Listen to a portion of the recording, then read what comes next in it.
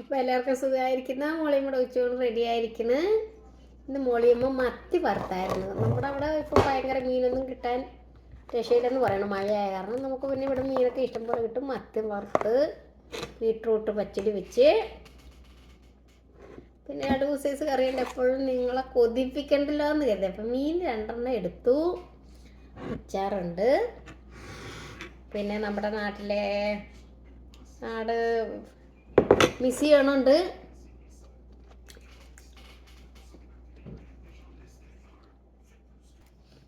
ഇനി ഇച്ചിരി കഴിയുമ്പോൾ പിള്ളേർക്ക് ഒരു അറബിക് ഫുഡ് ഞാൻ ഉണ്ടാക്കുന്നുണ്ട്. അത് നിങ്ങളെ ഞാൻ കാണിച്ചു തരാം.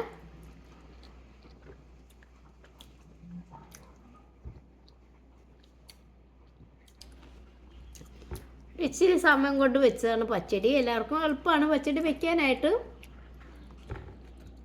അപ്പോൾ സബ്സ്ക്രൈബ്, ഷെയർ, ബൈ.